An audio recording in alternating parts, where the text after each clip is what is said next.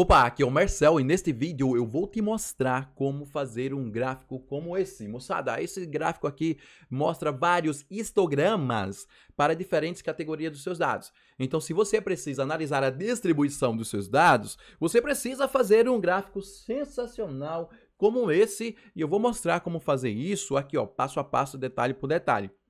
Desde a leitura dos dados, desde a organização dos dados, até a construção desse gráfico sensacional aqui. Agora, antes da gente começar, se inscreve no canal para você receber as aulas, os conteúdos que eu disponibilizo aqui, ó, semanalmente no YouTube.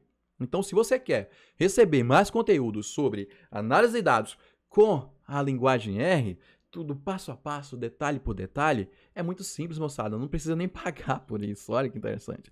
Você só precisa se inscrever no canal e ativar o sininho. Por quê? Porque quando você ativa o sininho, aí você está dizendo para o YouTube, para ele enviar, para ele te notificar todas as aulas que eu vou disponibilizar aqui. Então, olha que legal, você conseguir receber um material desse assim, de forma gratuita na sua casa. É só nos dias de hoje que a gente tem essa oportunidade, né? E como eu sei que você não vai perder essa oportunidade, você vai se inscrever no canal e ativar o sininho, certo?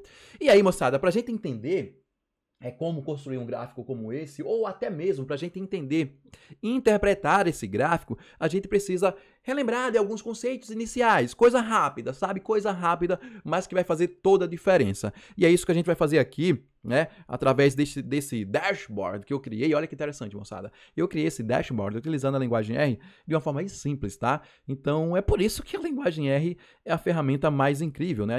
A ferramenta mais utilizada nos dias de hoje para fazer análise de dados. Então, sensacional, de uma forma simples, quando você já sabe fazer gráficos, claro, né? Você faz um dashboard como esse usando a linguagem R, tá? Então, moçada, esse gráfico mostra a distribuição da densidade de probabilidade. Então, já que esse gráfico mostra a distribuição, né, da densidade de probabilidade, a gente tem que entender o que é essa tal de densidade de probabilidade. Concordam comigo? Porque se você não entende o que é essa distribuição da densidade de probabilidade, aí você não vai saber interpretar o gráfico ou até mesmo explicar para alguém o que é aquilo, certo? Bom, então a gente quer chegar nessa densidade de probabilidade. E aí a gente tem que entender o que é essa densidade de probabilidade, de onde foi que ela veio. Então, para a gente entender isso, vamos fazer um exercício de imaginação. Tá? Não só de imaginação, foi o que eu fiz aqui na realidade, tá? Imagina que você tem uma amostra, né? Contendo ali, uma amostra contendo 1000 elementos, né? 1000 elementos, uma amostra com 1000 elementos. Então, você tem ali 1000 informações, né? Dos seus dados, e aí você precisa analisar, tirar ali conclusões com relação àqueles seus dados, né? Sua amostra. E aí, como é que você vai fazer? Você vai analisar um a um? Vai dar muito trabalho.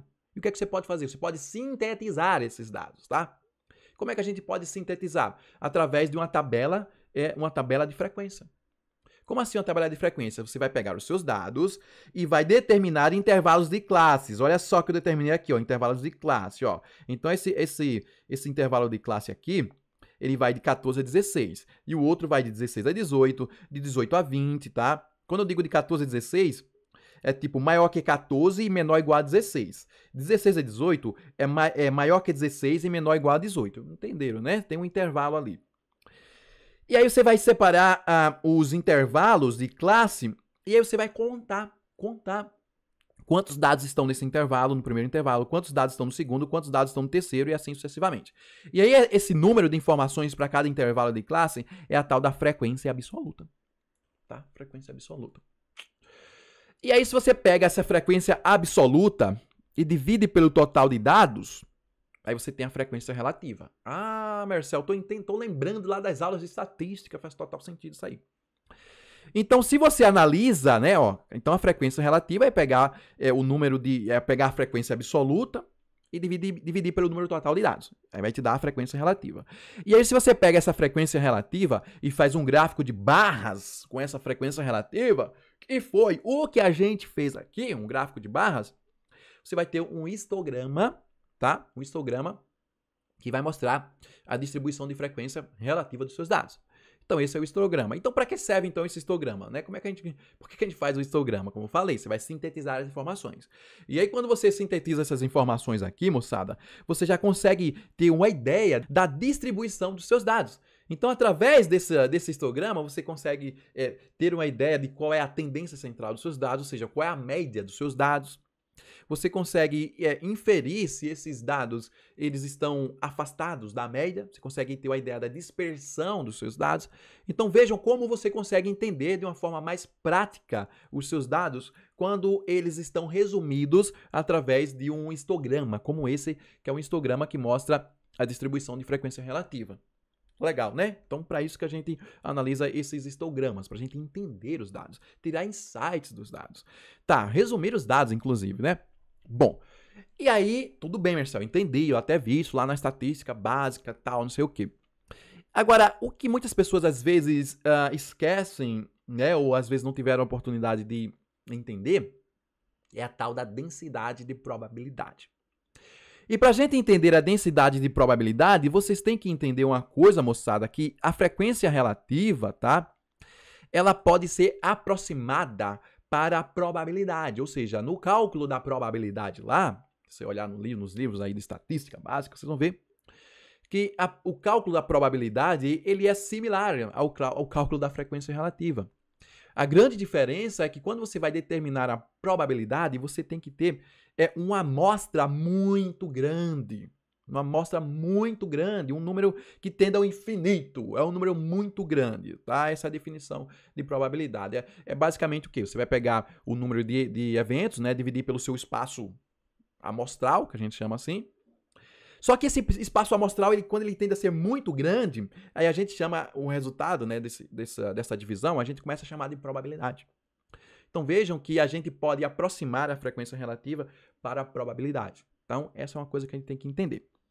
Então, considerando aqui que essa nossa frequência relativa, né, ela é um valor probabilístico, se a gente pegar essa frequência relativa e dividir pelo intervalo de classe, né, na realidade não pelo intervalo, dividir pela amplitude da classe, o que é a amplitude? É o quê? Você fazer a subtração aqui, ó, do limite superior menos o limite inferior. Então, essa é a amplitude. Se você divide este valor pela amplitude, você vai ter um resultado, né? Que é esse valor aqui. E esse valor é a densidade de probabilidade. Então, você pega a frequência relativa, divide pela amplitude de classe. E, como resultado, você vai ter a densidade de probabilidade. E através dessa densidade de probabilidade, pessoal, a gente vê mais para frente, lá nas aulas de estatística, né? Que a gente pega essa densidade de probabilidade, que às vezes é uma função, é uma curva, e a gente calcula a área, né? A área abaixo dessa curva, e o resultado é a probabilidade, tá? Então, mas aí já é outro assunto, mas só lembrando. Então, a gente pode analisar, quando a gente vai fazer os nossos gráficos para entender os dados, a gente pode analisar tanto a frequência relativa ou a densidade de probabilidade. Vejam uma coisa, moçada, independente se você vai analisar a densidade de probabilidade ou a frequência relativa, você vai ver que a distribuição, o formato da distribuição, quando os dados são os mesmos, o formato é o mesmo. Só vai mudar aqui o valor, ó, só vai mudar os valores. Porém, o formato, ó, da tua distribuição, ele é o mesmo, certo? Entenderam? Bem isso, né? Bom, e o que é que a gente vai calcular aqui hoje? A gente vai estimar. A gente vai estimar essa densidade de probabilidade para a gente ter o nosso histograma, né? Ou a nossa distribuição de densidade de probabilidade, que através dessa distribuição, né? Dessa distribuição de densidade de probabilidade, a gente consegue inferir ou entender os nossos dados. Então, é por isso que a gente faz esses histogramas. Beleza? Aí a grande pergunta é, como é que a gente calcula essa densidade de probabilidade? E a resposta está aqui. Uma das formas de você calcular essa densidade de probabilidade é através aqui, uma aproximação que você faz usando a técnica dos histogramas, né? Dividir por intervalos de classe, depois você fazer essas contas que eu fiz aqui. Isso é uma forma apenas de você estimar a densidade de probabilidade. Mas existem outras. Existem outras, e essas outras podem ser classificadas em paramétricas e não paramétricas. A paramétrica, moçada, é aquela densidade de probabilidade que a gente estima com base em funções conhecidas. Lá na estatística tem algumas funções conhecidas, tá? Algumas funções conhecidas, algumas função gaussiana, que vai dar uma distribuição normal, por exemplo, e outras funções exponenciais, funções gamas. Então, quando a gente estima a densidade de probabilidade com base nessas funções conhecidas, aí a gente está fazendo uma estimativa paramétrica. Beleza? Paramétrica. Agora, quando a gente não usa essas funções conhecidas, a gente está fazendo uma estimativa não paramétrica. Quando a gente não parte desse pressuposto, né, dessas funções conhecidas, a gente estima e diz que essa estimativa é uma estimativa não paramétrica. Paramétrica. Beleza? Aí eu vou fazer uma perguntinha aqui para vocês. Questãozinha, perguntinha fácil. Ó, aqui, quando a gente estima a densidade de probabilidade usando o histograma, é paramétrica ou não paramétrica? Ah, e agora? Nesse caso, é não paramétrica, moçada, porque a gente não está usando nenhuma função aqui, nenhuma função conhecida para estimar a densidade de probabilidade. A gente está pegando os valores e calculando aqui a densidade de probabilidade. Não foi usada nenhuma função conhecida para a gente calcular. Então, aqui é uma estimativa não paramétrica. Porém, além dessa forma aqui, que é a forma dos histogramas, existe outra forma não paramétrica de estimar a densidade de probabilidade, que é uma estimação, né, por kernel. Olha só que interessante, ó, uma estimação por kernel, que é justamente a que a gente vai utilizar aqui hoje, tá? Esse gráfico aqui é um gráfico que mostra a densidade de probabilidade estimada por kernels. E esses kernels, moçada, se você for traduzir o que é kernel, são núcleos. Então a gente estabelece núcleos como se fossem os intervalos de classe.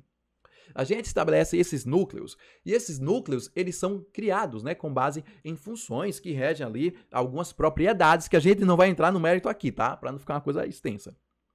Mas a gente consegue estimar com base nesses kernels, tá? Então, essa estimativa que a gente vai apresentar aqui, que eu vou apresentar aqui para vocês, né, que a gente vai fazer esse gráfico, é uma estimativa por kernel. Então, essa estimativa por kernel, ela é fundamentada em uma função que usa kernels. Que kernels são esses núcleos, tá? E esses núcleos, ou esses kernels, são determinados a partir de algumas propriedades, tá? Algumas propriedades matemáticas que se baseiam também em outras funções, tá? Então, o que vocês têm que entender aqui não é o que como é que se calcula cada kernel desse. Não precisa entender isso, pelo menos agora, e talvez vocês nem precisem entender isso. O que vocês têm que entender é o seguinte, moçada, é que os histogramas que a gente vai apresentar aqui, que eu vou apresentar aqui para vocês, são histogramas de densidade de probabilidade. Isso que vocês têm que entender. E que esses histogramas de densidade de probabilidade, eles são estimados a partir de kernels, tá? A partir de uma função que usa kernels. É isso que vocês têm que entender. Só isso que eles são estimados. E que esses histogramas de densidade de probabilidade vai fazer com que a gente entenda os nossos dados, que a gente consiga extrair informações desses dados, extrair insights. Certo? Entendido o que é que a gente vai fazer? Então, agora a gente vai para o RStudio e a gente vai colocar a mão na massa, vai fazer tudo passo a passo e detalhe por detalhe. Certo? Bom, moçada, aqui no RStudio é onde a coisa vai acontecer na prática, né? Então, vamos fazer aqui tudo passo a passo, detalhe por detalhe. Bom, primeira coisa que vocês têm que ter em mente quando a gente trabalha com dados, né? É que a primeira coisa a se fazer, no caso, é a leitura dos dados. A gente tem que importar esses dados e trabalhar com eles, né? Então, para a gente fazer a leitura dos dados, a forma como a gente vai fazer a leitura dos dados vai depender dos dados. Como é que os dados estão organizados, né? Estão armazenados. Estão armazenados em um arquivo do Excel? Estão armazenados em um arquivo de texto? Estão armazenados em um arquivo do tipo CSV? Por que eu estou perguntando isso? Porque tudo isso importa, né? Tudo isso é importante na hora de importar os dados. Então, nesse caso específico, os nossos dados estão armazenados em um arquivo do tipo CSV. Então, eu vou ter que usar funções específicas para ler os arquivos do tipo CSV. E para facilitar, no caso aqui, a leitura desses arquivos, eu vou carregar um pacote, tá? Vejam, eu vou ler arquivos do tipo CSV. Se eu quiser, eu nem preciso carregar um pacote para isso. Dá para fazer a leitura com a função básica. Mas eu gosto de usar a função, que eu vou usar aqui. E para isso eu gosto... Então, para isso, no caso, né, a gente tem que carregar um pacote. E nesse caso, a gente vai carregar o pacote readr. Então, se você ainda não tem esse pacote instalado no seu computador, é muito simples, só precisa instalar. E se você ainda não sabe instalar pacotes na linguagem R, eu vou deixar um link aqui abaixo nos comentários que vai te dar acesso a uma aula sobre instalação de pacotes, certo? Aí você vai aprender, se for o caso. Beleza, aí a gente vai carregar o pacote readr para fazer a leitura do arquivo CSV. Então, a gente informa aqui que a gente vai carregar esse pacote através da função library. Essa função library que serve para carregar pacotes. Então, você digita o nome da função aqui dentro dos parênteses, né? Abre e fecha parênteses. E dentro dos parênteses, você coloca o nome do pacote que você quer carregar, que nesse caso é o pacote readr. E aí, o que acontece? Você vai executar essa linha de comando, tá? Executar essa função. Como é que você executa? Ó, coloca o cursor sobre a linha que você quer executar e clica em Run. Ok? Cliquei em Run, executou. Né? Apresentou aqui um aviso dizendo que esse pacote aqui, que eu carreguei, ele foi compilado ou construído, vamos pensar assim, numa versão inferior à versão do R que eu estou utilizando. É só um aviso, né? Dizendo, olha só, você está utilizando a versão mais recente, e esse pacote aqui, ele foi instalado na versão anterior, é só um aviso para deixar a gente ligado, tá certo? Tá, então carreguei aqui o pacote. Agora, moçada, vocês podem carregar, né, ou executar, no caso, essa linha de comando, através de um atalho, porque eu executei clicando em Run, ó, e aqui quando eu passo o mouse em Run, ele diz que você pode usar o Ctrl mais Enter para facilitar o processo. Então, vou colocar o mouse em cima e vou apertar Ctrl mais Enter. Então, executei aqui a minha linha de comando. Bem simples assim, tá? Então, geralmente eu uso o atalho para facilitar nossas vidas. Bom, a nossa vida, né? Agora é o seguinte, moçada, vamos fazer a leitura desses dados. Para a gente fazer a leitura desses dados, a gente vai usar aqui uma função chamada read_csv. Olha que interessante, o read quer dizer ler e CSV é o tipo do arquivo, né? Então, se a gente quer ler um arquivo do tipo CSV, a gente usa a função read_csv, que é a função do pacote readr. E agora, olha só que interessante, moçada. Vocês podem colocar aqui, ó, vou fazer assim, depois vou fazer de outra forma. Mas aí, para você ler o arquivo, você vai ter que indicar o caminho completo para aquele arquivo, tá? Então, eu já sei onde é que esse arquivo está no meu computador. E eu vou digitar aqui o caminho completo desse arquivo para vocês verem aqui, ó. Então, eu estou trabalhando no Windows, tá? E o meu arquivo, no caso, está na unidade C do meu Windows. Então, vou colocar aqui, ó, C, dois pontos. E dentro lá da unidade C, está na pasta User. E lá na pasta User tem a pasta Marcel. E lá dentro tem uma pasta com o nome Documentos. Deixa eu colocar aqui. E depois tem outra pasta com o nome Aulas. E em seguida, uma pasta com o nome Dados. E aí lá na pasta com o nome Dados tem o arquivo que a gente vai ler, que é esse aqui, ó. esta_sp.csv, que são dados de uma estação meteorológica, tá? Então tá aqui o nosso arquivo. E aí, quando eu executar, vocês vão ver que vai ser feita a leitura do arquivo. Olha só que interessante, tá aqui a leitura do arquivo, feita de uma forma bem simples e os dados, eles são expostos aqui na tela. Agora, o que é que a gente pode fazer? Eu defini aqui o caminho completo, porque o diretório padrão aqui do R, né, do RStudio no caso, não é esse diretório onde estão os dados. E aí, se eu quiser definir esse diretório onde estão os dados como diretório padrão, o que é que eu faço? Eu uso a função setwd. Então, é outra forma de você fazer a leitura, tá, moçada? Então, você pode usar aqui a função setwd. E aqui você vai indicar o diretório padrão. Esse diretório padrão é basicamente o diretório de trabalho. Se eu quero trabalhar nesse diretório aqui chamado dados, eu venho aqui, ó, e informo que a partir de agora o nosso diretório padrão vai ser esse aqui, que é o diretório dados. Então, quando eu executar, ó, executei, o R entende que a gente está trabalhando nesse diretório, né, que é o diretório dados. Então, quando eu fizer a leitura de dados agora, ó, da segunda forma, eu nem preciso colocar o caminho completo mais. Eu coloco só o nome do arquivo aqui. Por quê? Porque eu já informei para o R que eu estou trabalhando nesse diretório. Então, ó, quando eu fizer a leitura aqui, ele consegue fazer tranquilamente a leitura, porque eu já informei o diretório de trabalho. Certo? Olha que simples. Olha como a linguagem R é simples, fantástica, sensacional. E aí, o que acontece? Quando eu faço a leitura desses dados, vou executar novamente, vocês conseguem ver que os dados são expostos na tela do computador. Só que a gente não consegue trabalhar com os dados expostos na tela, né? A gente não vai pegar esses dados e trabalhar com eles assim. A gente precisa armazenar esses dados na memória do computador e aí a gente tem acesso a esses dados. E para armazenar os dados na memória do computador, a gente faz isso através de uma atribuição. A gente vai atribuir esses dados a uma variável. Então vamos chamar essa variável, né? A gente dá o nome que a gente acha interessante. Então eu acho interessante chamar essa variável de dados. Então a gente vai atribuir a leitura do arquivo, né? Os valores, né? Os dados que foram lidos aqui no arquivo. Vamos atribuir essa variável que eu estou chamando de dados. Então, quando eu executar, ó, executei, fiz a leitura e agora, olha só, apareceu aqui aqui ó, na aba Environment, ou seja, na aba Ambiente, dizendo que nós temos esses dados armazenados na memória principal do nosso computador. Olha que sensacional. É aqui, como eu falo para vocês, moçada, é tudo passo a passo, detalhe por detalhe. E o que é que você tem que fazer? Só se inscrever no canal para receber mais conteúdo como esse. Se você não se inscreveu até agora, você tá vacilando, tá? Então se inscreve no canal e ativa o sininho.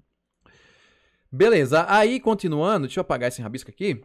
A gente fez a leitura e, ó, a gente pode clicar aqui nesses dados e analisar os nossos dados. Então aqui nós temos dados referentes aí a medidas atmosféricas, né, medidas do ar, né? Então aqui nós temos a temperatura, nós temos a umidade relativa, a velocidade do vento e a quantidade de chuva para cada dia. Isso desde 1936 até 2007. Então nós temos uma série histórica aqui dos nossos dados, né? Uma amostra aqui, ó, gigantesca. Então tá. E o que é que a gente vai fazer? A gente vai fazer um gráfico, né, que vai mostrar vários histogramas. Um histograma para cada mês. É isso que a gente vai fazer. Um histograma de densidade de probabilidade para cada mês aqui. Só que eu não quero, olha só que interessante, eu não quero trabalhar com todos os anos. Eu quero, por exemplo, trabalhar com um ano apenas, com o ano de 2002. Então observe que aqui nós temos a data. Nós temos a data nessa coluna de dados. E nessa data nós temos o ano. Então você pode pensar assim, Marcel, já que a gente tem a data e na data tem um ano, a gente poderia filtrar os dados para ficar apenas com os dados para o ano de 2002, que é o seu caso aí, né? Exatamente. A gente pode fazer isso. E como é que faz isso? É o que eu vou mostrar aqui para vocês. Vou mostrar para vocês como filtrar dados de uma forma muito simples, né? Utilizando um pacote muito útil, né? Um pacote que realmente facilita a manipulação de dados, que é o pacote dplyr. Então, a gente vai carregar aqui mais um pacote. Olha só que interessante aqui, ó. A gente vai usar novamente a função library para carregar o pacote, que nesse caso é o pacote dplyr, dplyr, tá? É essa sequência, dplyr. A gente pode chamar aí, ó, de dplyr. Então, vou carregar o pacote dplyr, e aí quando eu carrego esses pacotes, moçada, que fique bem claro isso, a gente tem acesso a todas as funções desse pacote, tá? Então, a gente tem que saber disso, né, que a gente tem acesso a todas as funções do pacote. E aí, quando a gente tem acesso a todas as funções do pacote, a gente tem que ter cuidado com outra coisa. A gente tem que ter cuidado que existem funções em diversos pacotes. E às vezes as funções, os nomes das funções de um pacote é o mesmo nome de outra função de outro pacote. Então são funções funções diferentes para pacotes diferentes, porém com o mesmo nome. Então quando isso acontecer, o R vai avisar para você. Então a gente carregou o pacote aqui de dplyr e o R está avisando aqui, olha, presta atenção, tem a função filter, que essa função filter ela é do pacote dplyr e também é do pacote stats. Então, toma cuidado ao usar a função filter para você não pensar que está usando a função do pacote dplyr e está usando a função do pacote stats. E aí você vai perguntar, Marcel, e como é que eu sei então? Como é que eu tenho certeza que nesse caso, quando nós temos funções, né, com o mesmo nome em ambos os pacotes, como é que eu tenho certeza que eu estou utilizando a função do pacote correto? Para isso, você vai ter que explicitar, você vai ter que indicar que a função que você está utilizando é a do pacote desejado. Como é que a gente faz isso? Você vai digitar, ou nesse caso escrever, né, o nome do pacote, nesse caso é o pacote dplyr, e em seguida você coloca dois pontos, tá? Esse operador aqui, e aí você vai dizer o nome da função desse pacote, que é a função filter. Então a gente vai usar a função filter para filtrar os dados, tá? Filtrar os dados. Como é que a gente usa a função filter? Para a gente usar a função filter, a gente vai indicar quais são os dados que a gente quer filtrar, e em seguida a gente vai estabelecer a condição de filtragem. A gente quer filtrar esses dados com base em qual condição? É isso que a gente vai fazer. Então, olha só. Então, aqui, eu vou fazer um exemplo bem legal para vocês, que eu quero filtrar aqui os dados. Quais os dados? Esses dados que eu estou chamando de dados. Então, eu vou entrar com o nome do conjunto de dados, que é dados, vírgula, e ao colocar vírgula, a gente vai indicar a condição. A gente vai dizer qual é a condição, né? Qual é a condição que vai ser utilizada para filtrar esses dados. Então, só a título de exemplo aqui, eu quero filtrar os dados para uma data específica, só para mostrar para vocês, tá? Então, quero ficar apenas com as linhas de dados em que a data é igual a essa data aqui que eu vou selecionar. Copiar para facilitar a nossa vida. Então, vou filtrar os dados para ficar apenas com essa linha de dados. Como é que a gente faz isso? Então, você vai dizer que eu vou ficar apenas com as linhas em que a data é igual a essa data aqui. Então, essa é a minha condição, é que a coluna de dados chamada data, ou a variável chamada data, ela tem que ser igual a essa data que eu selecionei. Deixa eu colar aqui, tá? Então, observe uma coisa. Essa aqui é uma condição, eu estabeleci aqui a condição. E essa condição que eu estabeleci aqui é uma condição de igualdade. Eu estou fazendo uma comparação. Eu estou comparando se a data é realmente igual à data que eu especifiquei aqui. E quando é uma condição de igualdade, tá? Um operador de comparação, um operador relacional, esse operador de igualdade, ele é representado por esse símbolo aqui, ó, que é o igual, igual. Então, não confundir com o igual único, tá? É o igual duplo, é o símbolo de igualdade repetido. 2 vezes, tá? Então, esse é o símbolo, ou nesse caso, melhor falando, o operador de comparação, o operador relativo, que vai determinar a nossa igualdade aqui. Não se esquece desse detalhe. Então, quando eu executar agora, moçada, eu fiquei apenas com a linha referente à data que eu especifiquei, que foi 1936, o mês 1, o dia 22. Olha que interessante, é assim que a gente filtra dados, certo? Beleza. Agora, quando eu estou fazendo essa filtragem dos dados, eu estou fazendo a comparação da minha variável chamada data. Só que na minha variável chamada data, moçada, a gente tem o quê? O ano, o mês e o dia. A gente tem 3 informações. E se eu quiser apenas, olha que interessante, se eu quiser apenas selecionar todas as linhas em que o ano é igual ao ano de 2002. Como é que a gente faz? A gente tem que extrair o ano dessa data, a gente vai extrair o ano dessa data, porque a data é completa, né? Ano, mês e dia. A gente vai extrair o ano e comparar se esse ano é igual ao ano de 2002. E aí vem a pergunta na cabeça de vocês. Como é que a gente vai extrair o ano dessa data? É muito simples, moçada. A gente vai usar uma funçãozinha bem intuitiva. Olha só que interessante. E aí a gente vai usar essa função intuitiva para separar o ano da data. E essa função vai estar dentro de um pacote chamado LubriDate. Então a gente vai carregar esse pacote aqui, ó. Para carregar o pacote, a gente usa a função library. E a gente vai carregar um pacote chamado LubriDate, certo? Simples. Agora eu executo. Ao executar, eu tenho acesso a todas as funções do pacote LubriDate. Só que eu não quero usar todas. Eu vou querer usar aqui, no caso, a princípio, né? A função year. Por que a função year? A função year, que quer dizer ano, né? Year quer dizer ano, ela vai extrair o ano da tua data. Então, eu quero extrair apenas o ano da data. Nesse caso, eu vou extrair os anos, né? Da minha data, porque são várias datas. Então, o que é que eu vou fazer aqui, ó? Eu vou colocar aqui a minha variável data dentro da função year. E aí, quando eu fizer isso, moçada, o que é que acontece? Eu vou apenas extrair o ano. Deixa eu colocar certo aqui, o abre e fecha parênteses. Então, moçada, vejam só. Eu vou extrair aqui, deixa eu só mostrar aqui para vocês. Eu vou extrair aqui apenas o ano da minha data e eu vou comparar se esse ano é igual ao ano a 2000, tá? E outro ponto interessante. Aqui, quando a gente comparou a data, a gente informou a data aqui, ó, ano, mês e dia, como informação de texto. Por isso que estava entre aspas. Só que no caso o ano, quando eu extrair aqui o ano da data, o que vai retornar é um número.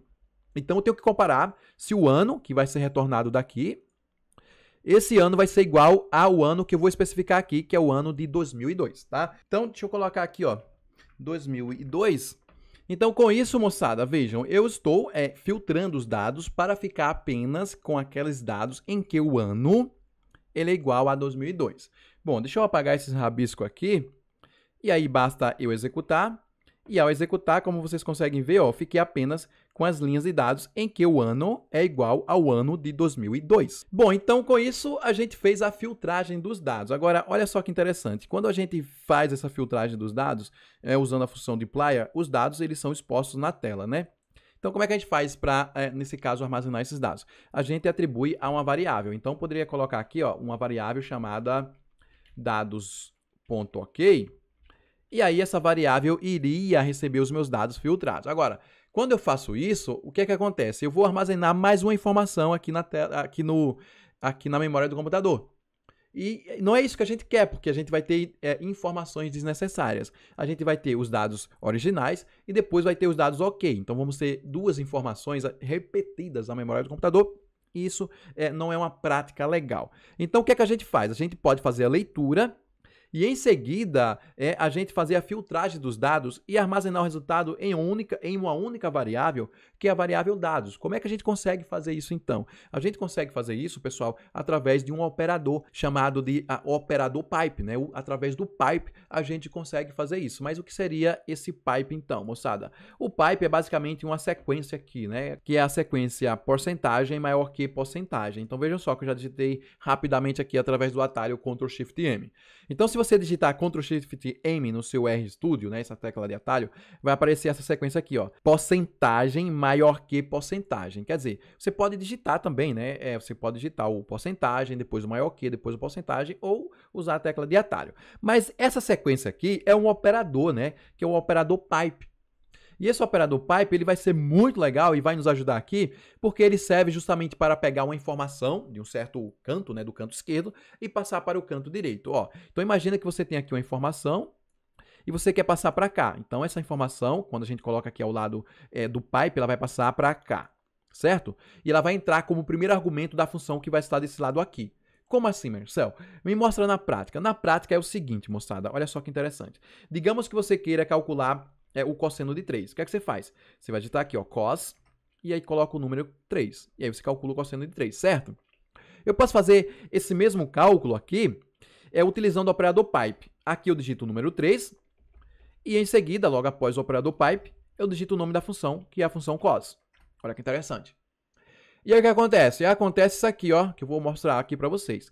Esse 3, ele vai sair daqui, o operador pipe vai pegar o 3 aqui e vai colocar aqui na função cos, e vai ser utilizado esse 3 como o primeiro argumento da função cos. Então, com isso, eu consigo calcular o cosseno de 3 utilizando aqui o operador pipe, nesse caso, o operador pipe para auxiliar. Bom, deixa eu só executar, que vocês vão ver que vai dar o mesmo resultado. Tá aqui, ó, mesmo resultado. Agora, vocês podem pensar assim, tá, Marcelo, mas como é que esse operador pipe vai nos ajudar aqui? Vai nos ajudar no seguinte, moçada. A gente vai colocar esse operador pipe aqui, ó, vai colocá-lo aqui, e eu vou até colocar para adiantar o processo. Então, quando a gente colocar o operador pipe aqui, e em seguida a gente vai pegar, ó, apagar essa função, apagar essa variável aqui, e vai colocar a função logo em seguida, ó. Então, o que é que está acontecendo aqui, moçada? Está acontecendo o seguinte, eu estou lendo os dados, certo? E esses dados, ao serem lidos, vão ser passados diretamente aqui, ó, para a função filter. Eles vão ser passados diretamente para a função filter porque eu estou utilizando o operador pipe. E ele vai entrar como o primeiro argumento da função filter. Olha que sensacional. Tá, então se ele vai entrar como o primeiro argumento da função filter, eu não preciso especificar os dados aqui, né? Eu não devo especificar os dados, no caso. Então eu vou retirar esses dados daí. Então eu pego e retiro esse argumento, esse primeiro argumento da função. E aí, quando eu faço a leitura, já passa diretamente para a função filter e a função filter já filtra os dados. Então, eu estou fazendo as duas operações aqui em uma única linha. Eu faço a leitura e eu faço a filtragem dos dados e, em seguida, o resultado é atribuído à variável dados. Olha que sensacional, olha que incrível esse operador pipe e olha que incrível a linguagem R. Agora, eu vou apagar esse exemplo e vou apagar os rabiscos e vou executar. Quando eu executar, o que foi que eu fiz? Fiz a leitura do arquivo e, em seguida, a filtragem dos dados e armazenei o resultado através aqui da variável dados. Quando eu clicar em dados agora, nós temos apenas os dados para o ano de 2002. Olha que sensacional, olha que incrível isso aqui. Tá? Aí você vai dizer, Marcel, mas tem como você colocar na linha de baixo aqui essa segunda função só para ficar mais organizado? Tem, você aperta um Enter e vem para a linha de baixo, você deixa organizado aqui, ó. E aí o R vai entender, né, que o que está aqui, ó, depois do operador pipe faz parte aqui da mesma linha, tá? Então ele vai entender que tudo vai estar na mesma linha. E o seguinte, né, a gente faz isso só para deixar também mais organizado, beleza? Tranquilo. Bom, então tá aqui a primeira parte da nossa aula prática, né, que é o processo de leitura e de filtragem dos dados. Bom, agora o que é que a gente vai fazer, moçada? Agora a gente vai plotar esses dados. A gente vai começar a construir o nosso histograma. Olha que sensacional. E para plotar esses dados, né, para fazer gráficos de uma forma simples, legal, bacana, a gente usa, no caso, o pacote ggplot2, tá? Então a gente vai usar o pacote ggplot2. Então para isso a gente precisa carregar o pacote ggplot2, então vou colocar aqui a função library e em seguida o nome do pacote, que no caso é o pacote ggplot2. Já informei aqui o nome do pacote, né? Agora eu vou executar, Ctrl mais Enter, e executei. Agora nós temos acesso a todas as funções do pacote ggplot2. Olha que legal. Bom, e a principal função do pacote ggplot2 é uma função chamada ggplot. Não tem nem erro, né? Pacote ggplot2, principal função ggplot. Então é através da função ggplot que a gente vai plotar os nossos dados. A gente vai construir os nossos gráficos e os nossos mapas, se for o caso, né? Então, no caso aqui, é um gráfico que a gente vai construir. Então, moçada, a gente vai aqui, ó, colocar o nome da função, que é a função ggplot. E essa função ggplot, a gente tem que entrar com as informações. Quais são as informações que a gente tem que entrar? Ó, indispensavelmente, a gente tem que informar os dados. Em algum momento aqui, a gente vai ter que informar os dados, certo? Então, já vou informar aqui os dados na função ggplot. Então, vou digitar aqui, ó, dados. E, em seguida, eu vou colocar vírgula e vou especificar como é que a gente vai usar esses dados para fazer o nosso gráfico. É basicamente isso. Então, eu vou mapear as informações do nosso conjunto de dados. Então, quando eu digito aqui dados, eu estou informando todos esses dados aqui, ó. Todas essas colunas de dados para a função ggplot. Agora, a pergunta é, quais dessas colunas de dados a gente vai utilizar? Qual coluna de dados a gente vai utilizar para representar as posições no eixo X? Qual coluna de dados a gente vai utilizar para representar as posições no eixo Y? Então, tudo isso a gente vai informar aqui. Então, quando eu informo qual é a coluna que vai para o eixo X, qual é a coluna que vai para o eixo Y, eu estou mapeando as informações. Eu estou mapeando as colunas de dados. É assim que a gente chama, mapeando as colunas de dados. Então, para a gente mapear essas colunas de dados, a gente usa uma função chamada AES, né? Que é a abreviação da palavra Statics, né? Ou seja, quando a gente está mapeando, a gente está definindo a estética do gráfico. É basicamente isso, tá? Em outra aula eu explico mais interessante essa teoria, mas tudo bem, vamos mais para a prática. Tá, aí aqui a gente vai indicar qual é a coluna de dados que vai para o eixo X e qual é a coluna de dados que vai para o eixo Y. Tudo isso dentro da função AES.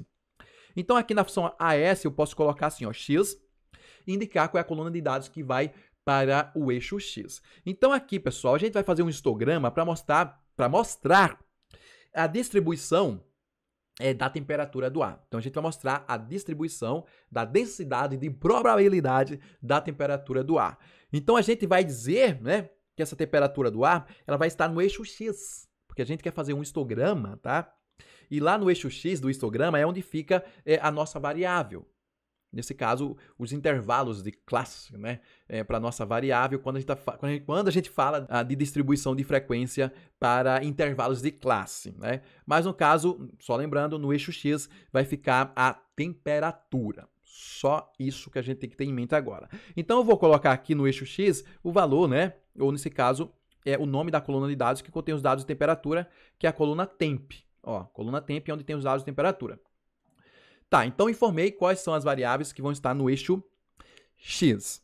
Só que aí, moçada, né, no eixo Y, a gente vai ter as categorias. Lembra que a gente vai fazer um histograma para cada categoria? Então, no eixo X, vai ficar, no caso, a variável que a gente quer analisar a distribuição de densidade de probabilidade, que é a temperatura. E no eixo Y, vai indicar qual é a categoria para cada histograma que a gente vai criar. Então, a gente vai criar diversos histogramas, um histograma para cada categoria. E onde é que a gente vai indicar a categoria? A gente vai indicar a categoria no eixo Y. Então, a gente vai utilizar aqui no eixo Y uma variável que vai nos dar a categoria, tá? Então, eu quero fazer esse histograma para cada mês. Então, a variável categórica vai ser a variável mês. E aí eu vou fazer uma pergunta muito interessante para vocês. Olha que interessante, aqui a aula é dinâmica. Aí eu de cá explicando e eu também de cá perguntando para vocês que estão aí ficar pensando em como a gente vai resolver o problema. Aqui é assim, aula dinâmica, tá? Um perguntando ao outro. Então tá, aí eu vou fazer a perguntinha mágica aqui para vocês, para ver se vocês estão ligados no negócio aqui. Eu estou dizendo para vocês que no eixo Y eu vou colocar os meses, porque eu quero fazer um histograma para cada mês. Então, para cada categoria, cada categoria é um mês. Aí eu vou mostrar o conjunto de dados e vou fazer uma pergunta para vocês. Onde é que está o mês aqui, no meu conjunto de dados? Me fala aí. Onde é que está o mês? Aí você vai dizer, não tem. Não tem uma coluna de dados com o nome mês. E agora? E agora? E agora? Dá para fazer o nosso gráfico ainda? Dá, claro.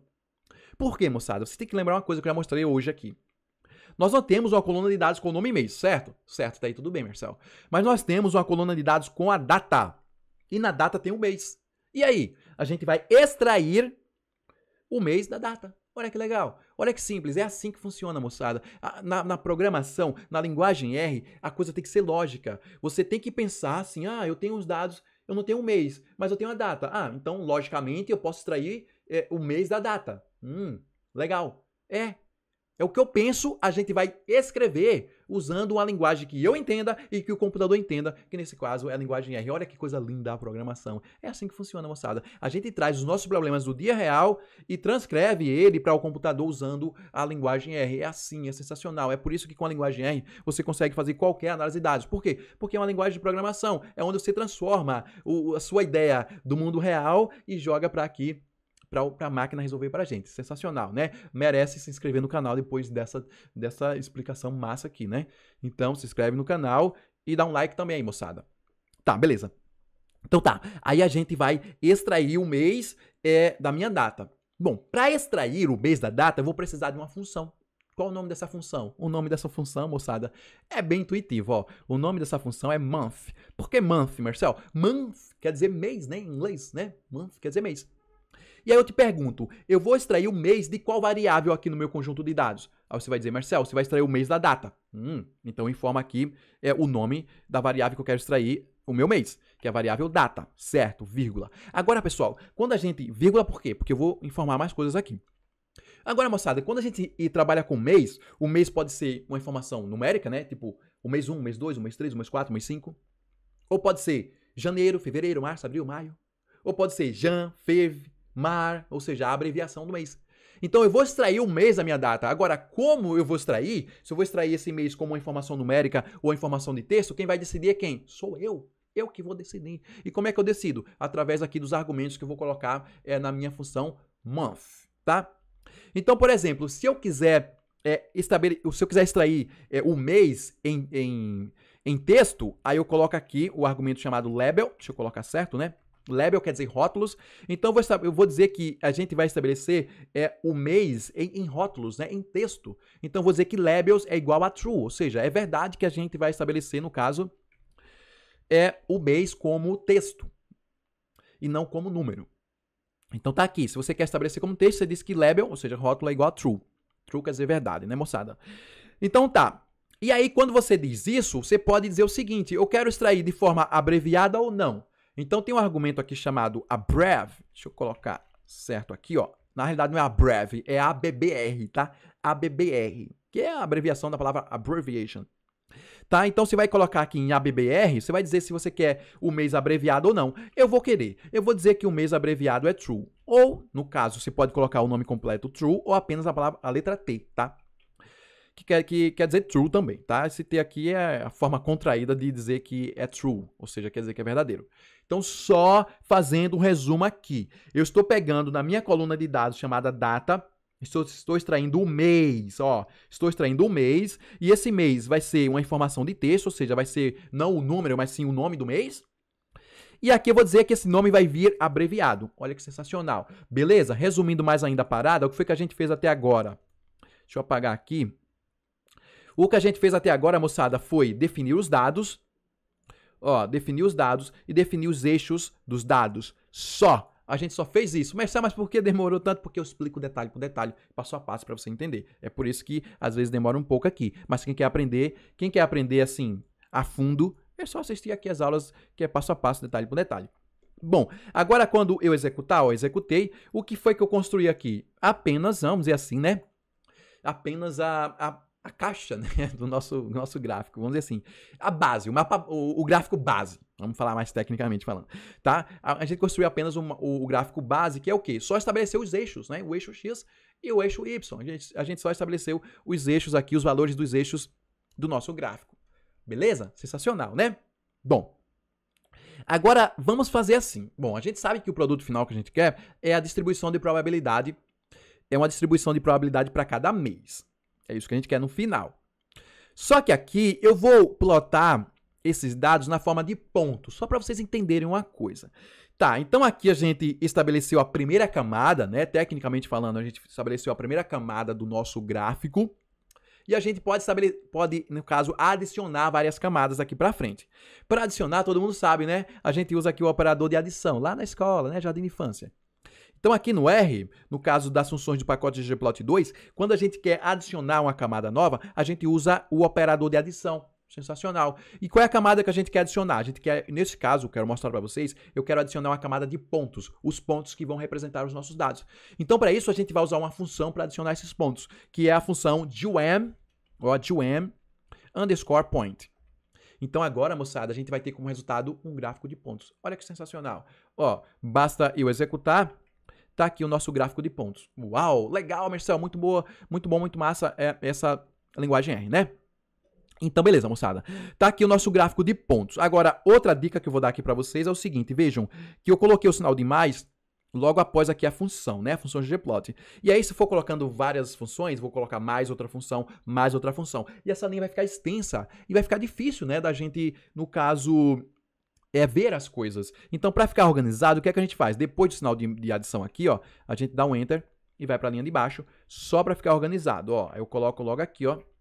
Depois do, logo abaixo aqui do meu, abre parênteses. Então, deixa organizado o negócio. Então, o segredo para você entender o seu código é deixar organizado, certo? Segue a dica. Tá, então eu estou aqui com o meu gráfico de pontos e é aquilo que eu falei para vocês. Moçada, não dá pra gente ter muito entendimento dos nossos dados quando a gente só joga os dados aqui, ó, na forma de pontos, tá? Nesse caso específico, não dá para a gente ter um entendimento mais concreto. A gente não consegue saber, né, onde é que estaria, assim, de forma prática, onde é que estaria a média, se os pontos estão afastados da média, não fica tão fácil de ver só jogando os pontos aqui. Por isso que a gente constrói o quê? A gente constrói uma distribuição dos dados, né, uma distribuição de frequência dos dados, uma distribuição de densidade de probabilidade dos dados. Por isso que a gente constrói, para a gente entender melhor os nossos dados. Então, para a gente construir, agora chegou a parte, tá? Para a gente construir aqui a nossa distribuição de densidade de probabilidade dos nossos dados, a gente vai usar uma função que vai vir, né, de um pacote específico. Então, a gente vai carregar mais um pacote aqui, que vai ser o pacote ggregeers. Então, eu vou colocar aqui, ó, library, e aí eu vou colocar o ggregeers. Só lembrando, tá? Se você não tem esse pacote instalado no seu computador, basta instalar de uma forma bem simples, você instala, tá? Então tá aqui o ggregeers, basta eu executar, executei, agora eu tenho acesso a todas as funções do meu pacote ggregeers. Bom, então, eu havia mostrado aqui para vocês, deixa eu tirar isso aqui, eu havia aqui mostrado para vocês o seguinte, moçada, que a gente está representando os nossos dados na forma de ponto, tá? Mas a partir de agora eu não quero mais representar os nossos dados na forma de ponto, eu quero representar os nossos dados através de histogramas de densidade de probabilidade.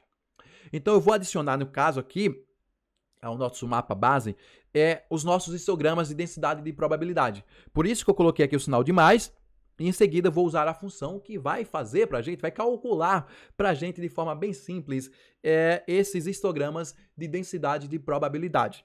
Que no nosso caso é a função gem underscore density underscore regeers. Então eu vou colocar aqui o nome dessa função, ó, gem underscore density e em seguida underscore regeers. Então, com essa função, a gente já vai construir os nossos histogramas de densidade de probabilidade. Ó, basta eu executar, executei, sensacional. Estão aqui os nossos histogramas de densidade de probabilidade para cada mês.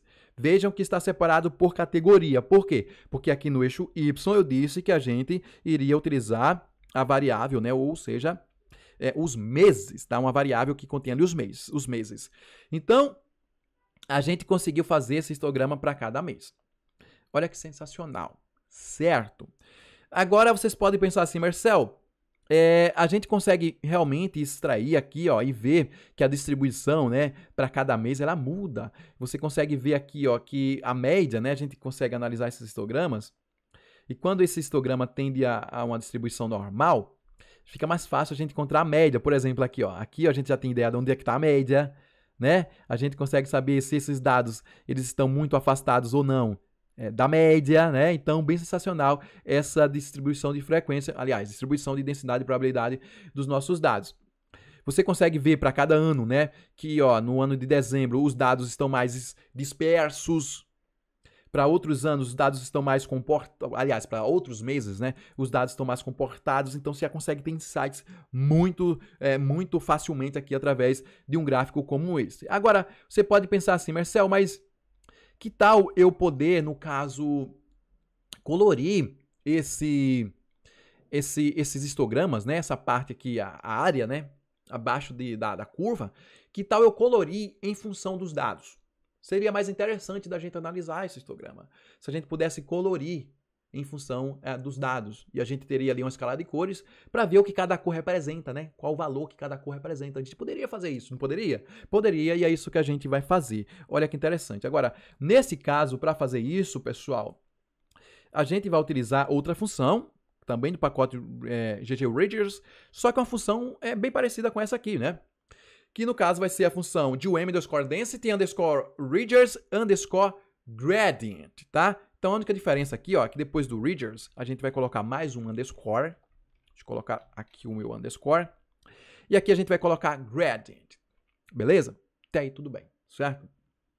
Tá. Agora sim, a gente vai ter que colorir o preenchimento aqui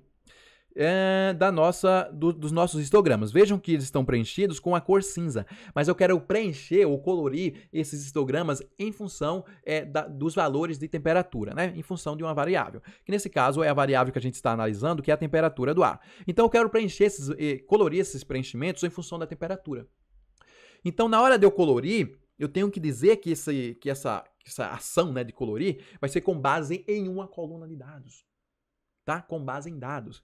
Então, para a gente ter acesso aos dados, vocês sabem, né? Para a gente ter acesso aos dados, às colunas de dados, a gente usa aqui a função AES. Eu já falei, inclusive, para vocês nessa aula, tá? Então, a gente usa a função AES para especificar alguma coluna de dados.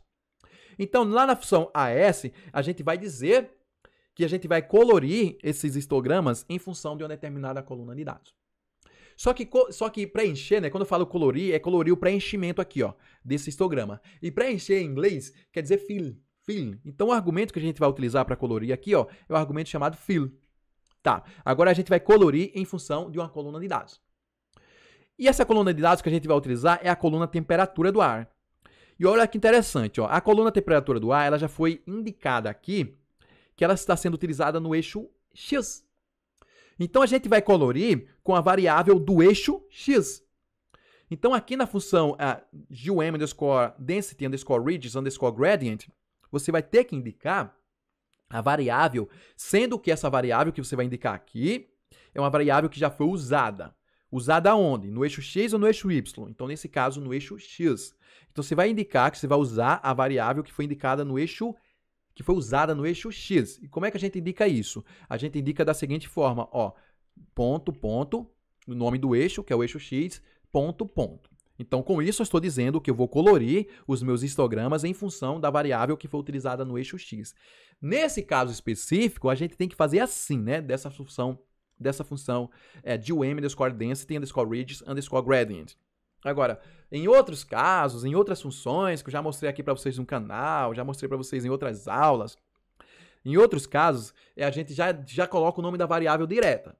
Mas nesse caso específico, tá? Para ficar bem claro para vocês, você vai ter que indicar o nome, né? Nesse caso do eixo, no qual a variável temp foi definida. A variável temp foi definida para o eixo X, então a gente vai usar aqui o eixo X para colorir, né? A variável do eixo X para colorir o nosso histograma.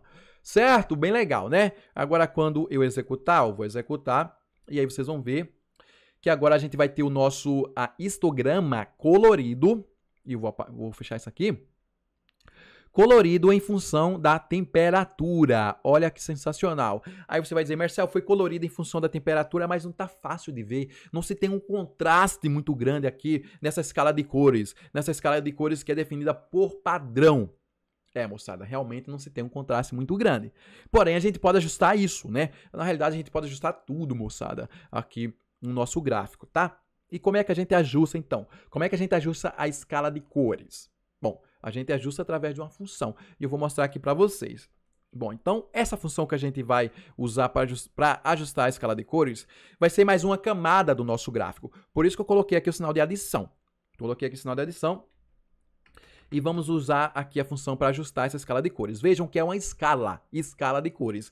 Então, o nome da função para ajustar essa escala de cores vai começar com a palavra scale. Então, vou colocar scale, quer dizer escala, né? E aí vou colocar em seguida underscore. E aqui é o seguinte, qual foi o argumento que a gente usou para criar a escala de cores? Foi o argumento chamado fill. Então, vai ser a função scale underscore fill, olha que interessante, underscore, deixa eu colocar certo, underscore, e aí eu vou te perguntar, aqui nós temos dados contínuos, ou seja, dados numéricos, né, dados contínuos, ou dados categóricos? Bom, a temperatura é uma informação contínua, são dados contínuos ou dados categóricos? A temperatura vai te dar uma ideia de quantidade ou de qualidade? Uma ideia de quantidade. Então, são dados quantitativos. Então, para dados quantitativos, a gente usa aqui a função scale underscore fill underscore gradient n, porque a gente quer estabelecer diversas cores aqui. Por isso que a gente usa a função gradient n. Certo? Até aí? Legal, né? E aqui nessa função, moçada, a gente vai estabelecer as cores, tá? Então, a gente vai usar aqui um argumento, né, chamado colors. Que color quer dizer colors, quer dizer cores. E aqui a gente vai criar, aliás, né, estabelecer ou especificar as cores. Agora, vejam o que eu estou dizendo. A gente vai especificar as cores. Então, se são as cores, são várias informações. E essas informações devem estar juntas através de um vetor. E a gente junta essas informações para criar um vetor através da função C, que é a função concatenate, que quer dizer juntar. Então, é aqui que a gente vai juntar as cores e entregar essas cores para o nosso argumento chamado colors. Então, aqui eu vou colocar as cores, né, que eu acho interessante. Vamos lá, vamos ver se eu sei escolher bem as cores, tá? Então, vou colocar aqui o red, primeira cor. A outra cor, e esse nome de cores, tá, moçada? Você coloca entre aspas. Red quer dizer vermelho, vou colocar blue, vou colocar orange, vou colocar tomato. Tomato é outra cor também. Tá, então quando executar, vejam que eu vou alterar a escala de cores. Vamos lá. Executei aqui e alterei a escala de cores. Olha que interessante. Então, vejam que agora já aumentou aqui o gradiente, né? Já dá para ver melhor. Tem um contraste maior, no caso, né? Um contraste maior de cores. Bom, aí você vai dizer, Marcel, que legal, você realmente alterou as cores, mas você não sabe escolher umas cores legais não, hein, Marcel? Tá precisando melhorar nesse sentido. Eu sei fazer umas cores legais, moçada. Mas só que não é legal, você não precisa ter que inventar escalas de cores. Eu sei fazer umas escalas, eu sei criar, né? Eu sou bom em colocar umas cores legais. Só não coloquei aqui, porque não é o caso. Mas a gente não precisa ser bom nisso. Nem precisa, moçada, em escolher cores legais. Não precisa ter essa percepção, né? Por quê? Porque já tem algumas escalas de cores prontas. A gente só precisa usar, não precisa reinventar a roda, moçada. Só precisa usar essas escalas de cores que já estão prontas. Aí você vai dizer, Marcel, então diz aí, né? Mostra aí. Onde é que estão essas escalas de cores? Então estão em outro pacote, tá, moçada? Então vejam que o que facilita a nossa vida na linguagem R são esses pacotes que já entregam tudo pronto pra gente. A gente só vai montando o resultado que a gente quer. É só isso. Então tem um pacote aqui chamado R, quando R é R, né, pessoal, em inglês. R Color Brewer. Então esse pacote aqui, ó, R Color Brewer. Então, esse pacote ele nos dá diversas escalas de cores, né? Nos fornece aí diversas escalas de cores. E aí você vai executar esse pacote e aí você vai ter acesso a todas as funções desse pacote, certo? Então, tem uma função chamada display.brewer.all e você executa essa função e aí vai mostrar pra gente todas as escalas de cores que a gente pode usar desse pacote aqui, que é o pacote R-Color-Brewer. Então, olha que interessante. Vou dar um zoom aqui. Vou mostrar para vocês. Olha quantas escalas de cores legais nós temos aqui prontas para serem usadas. Né? Simples. E aí você vai pelo nome dela. Então, eu vou usar essa aqui, ó, que é a Yellow, YLORRD, né? Que é a abreviação de Yellow, Orange e Red. Então, vai ser essa que eu vou usar aqui com vocês. Tá, então, beleza. Ao invés de eu definir aqui as cores, essas cores aqui, eu vou usar uma paleta desse pacote aqui. Então, para eu especificar qual é a paleta que a gente vai usar, né? A gente usa a função brewer, que essa função brewer.pel é uma função do pacote R-Color-Brewer. Por isso que a gente carregou o pacote R-Color-Brewer. Então, a gente vai ter que informar quantas cores nós queremos, tá? Então, vou pegar aqui 9 cores, que é o máximo de cores para essa paleta. Então, vou informar que eu quero 9 cores dessa paleta. Deixa eu colocar aqui 9. E em seguida, vou informar o nome da paleta que eu quero usar. Então, vou colocar, entre aspas, né, o nome da paleta, pois é uma informação de texto. E vai ser essa paleta aqui, ó, Y maiúsculo, L, O maiúsculo, R maiúsculo e D minúsculo. É o nome dessa paleta que a gente vai usar. Então, agora, quando eu executar, a gente vai ter uma paleta de cores que já foi estabelecida previamente e muito mais bonita. Não, na realidade, eu não gostei muito dessa, tá? Eu acho que eu escolhi errado. Eu vou escolher outra chamada Spectral, tá? Aqui ela, ó, a Spectral. Então, vou colocar aqui Spectral. Então, vou executar. Deixa eu só colocar 7 cores, que ela não tem 9 cores, ela tem bem menos que isso. Então, eu vou, no caso, solicitar 7 cores dela. Então, agora vai dar certo. Tá, quer dizer, no caso aqui, ó, faltou o C, né, da palavra Spectral. Tá, Spectral, agora basta eu executar. E aí vocês vão ver que eu modifiquei a paleta de cores, tá? Deixa eu só ver uma coisa aqui. Quantas cores ela tem? Cadê aqui Spectral? Ah, ela tem várias cores. Dá para usar mais se eu quiser. Dá para usar 9 cores, por exemplo. Mas aí fica a seu critério, tá? Então, deixa eu colocar aqui 9 e executar e mostrar para vocês. Tá aqui. Então, vejam que eu coloquei uma escala de cores, né? Que já está pronta. Então, bem legal, bem mais fácil da gente visualizar os nossos dados, né? Visualizar aqui os valores de temperatura no nosso histograma, utilizando essa escala de cores chamada Spectral. Agora, olha só que interessante. Você vai bater o olho aqui de cara e vai ver que tem uma coisa estranha nessa escala de cores. Como assim, Marcel, estranha? Vejam. Aqui, nós temos os valores mais baixos, né? E ele está em vermelho, mas a gente tem que ter a percepção das cores, né? O vermelho dá uma ideia de quente, né? De hot. E o azul, claro, ou o verde, dá uma ideia de cold, de frio. Então tá ao contrário aqui, ó. Os valores mais baixos estão em vermelho e os valores mais altos estão em azuis. Então a gente tem que inverter essa sequência. Como é que a gente faz para inverter? A gente usa aqui uma função chamada have, né? Have, que é uma função básica da linguagem R. Então a gente vai reverter, no caso aqui, a nossa escala de cores usando a função have. Então eu entro aqui, ó, com a função have e coloco o nome da escala de cores, ó, dentro da função have. Então aqui vou colocar a escala de cores aqui dentro e aí a gente vai reverter aqui essa sequência. Então basta eu executar, executei. E agora nós temos, agora sim faz sentido, né, moçada? Os valores em vermelho são os mais elevados e os em azul são os mais baixos, tá? Sensacional aqui o nosso histograma de uma forma bem simples. O que é que eu posso fazer para melhorar aqui? Eu posso, no caso, ajustar, né, os títulos, tanto do eixo X, os títulos do eixo Y, esse título da legenda e colocar um título também para o nosso gráfico, né? Tudo isso eu posso fazer aqui. E é isso que eu vou mostrar para vocês. Então, existem algumas formas de a gente estabelecer tudo isso, só que a gente pode sintetizar tudo isso através da função chamada labs. Então, vou colocar aqui, ó, labs. E aqui, através dessa função, a gente vai indicar qual é o título do eixo X, qual é o título do eixo Y, qual é o título da minha legenda, né, ou da escala de cores, no caso. Então, vê só. Então, se eu quiser definir um título para o eixo X, eu digito aqui X e coloco aqui, entre aspas, o título, né, para esse eixo. Então, posso colocar aqui, ó, temperatura do ar. O título para o eixo X. E aí, vírgula, eu posso indicar o título para o eixo Y, tá? Coloco Y igual e aqui eu coloco o título. Nesse caso, eu vou colocar densidade de probabilidade. Então, vou colocar aqui, ó, densidade de probabilidade. Probabilidade. Então, esse é o título para o densidade, né? Tá? Densidade de probabilidade.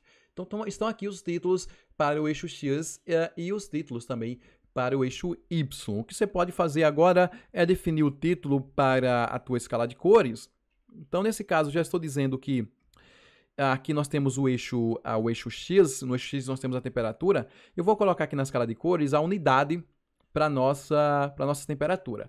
Então, veja só, para a gente construir aqui essas cores, para a gente colorir, no caso, né, construir a escala de cores ou colorir o nosso histograma, a gente usou aqui o argumento chamado fill. Então, quando a gente vai definir o título aqui em Labs, a gente coloca o mesmo argumento, tá? Que é o argumento fill, e vai ser igual. E aqui eu vou colocar, deixa eu só colocar aqui, eu vou colocar aqui graus Celsius, tá? Que é para indicar que a nossa temperatura está em graus Celsius. Deixa eu só achar aqui que...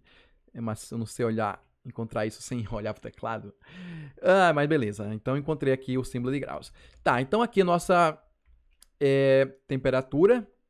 Basta eu executar. Nesse caso, é a unidade, né, da temperatura.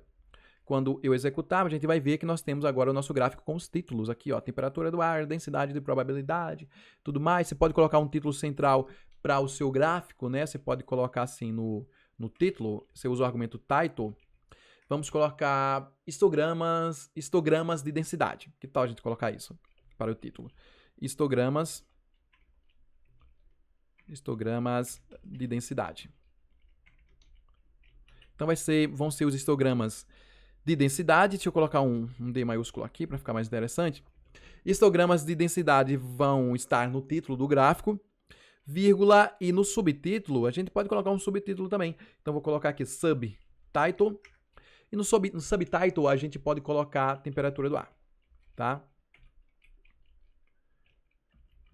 Ou seja, é um histograma para a temperatura do ar. Então, quando eu executar, vocês vão ver que legal.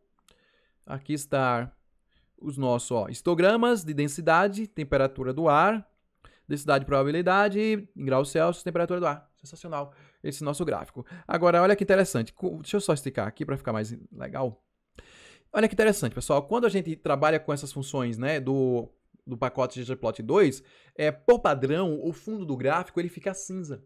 Eu, particularmente, não gosto muito do fundo cinza. A gente pode alterar tudo no gráfico, inclusive o tema. Então, você pode adicionar aqui mais uma camada para você definir o tema desse gráfico. Então, vamos usar aqui a função theme. No caso, a gente vai escrever a palavra theme. E aqui a gente pode escolher qual tema a gente quer utilizar. Então, nesse caso, eu quero utilizar um tema que eu uso bastante, que é o tema minimal. Então, quando a gente executar aqui, ó, esses temas que já estão prontos, basta executar e aí vocês vão ver que o gráfico, ó, de uma forma bem simples, a gente consegue alterar o fundo, né? Alterar o tema do nosso gráfico. Então, está aqui o nosso histograma. Olha que sensacional, ó. Está aqui o histograma de densidade de probabilidade, como eu mostrei para vocês. Muito simples. Bom, agora, por fim, o que é que a gente vai fazer, né? A gente vai salvar esse gráfico. E para salvar esse gráfico, a gente vai utilizar aqui a função ggsafe, que é uma função do pacote ggplot2. E aqui você vai indicar o nome do arquivo através do argumento chamado filename. Você vai indicar o nome do arquivo. Bom, se eu colocar aqui o nome do arquivo, por exemplo, vou colocar aqui, ó, hist_temp.png, temp.png. Então, moçada, vejam, estou salvando aqui o gráfico, chamando a figura, né, que vai ser salva com o gráfico, de hist_temp, né? E aí eu estou indicando apenas o nome do arquivo, o nome da figura. Como eu estou indicando apenas o nome da figura, ela vai, ó, ser salva aqui nesse diretório, tá? Que eu defini como diretório padrão. Então, se eu salvar, ela vai aqui para esse diretório. Bom, aí se você quer salvar aí, você deixa assim. Se você quer salvar em outro local, aí você coloca o caminho completo. Eu não quero salvar nesse diretório aqui, eu quero salvar aqui, ó, na pasta documentos. Então, eu vou copiar aqui, ó, e vou colar. E aí, moçada, pera aí um momentinho. E aqui eu vou, ó, deixa eu só apagar essa aspa. Ó, coloquei aqui que o meu arquivo vai ser salvo na pasta documentos. Agora eu posso também definir a altura e a largura, né, desse gráfico, mas eu vou salvar assim mesmo, só para a gente ver. E aí vou mostrar para vocês, tá?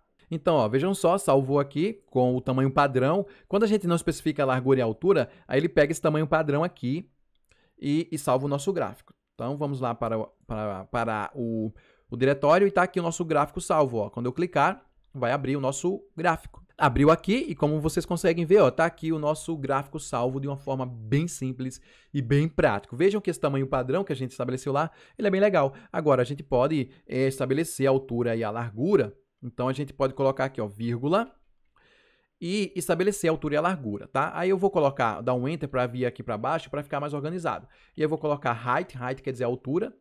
Eu vou dizer que a altura vai ser, vamos colocar 10. Não, vou colocar 12 de altura. E de largura eu vou colocar 8, tá? Então, vou colocar aqui width. E de width, ou seja, largura, eu vou dizer que é 8. Deixa eu colocar 8. Agora, 8 o quê? 12 o quê? Aí você vai ter que estabelecer a unidade, tá? Então, você vai colocar em units qual a unidade que você está se referindo. Então, essa unidade que eu estou me referindo é em centímetros. Então, esse gráfico vai ter 12 de altura e 8 de largura. Basta eu executar. E ele vai salvar lá no mesmo diretório. Vamos lá. Tá aqui o nosso gráfico.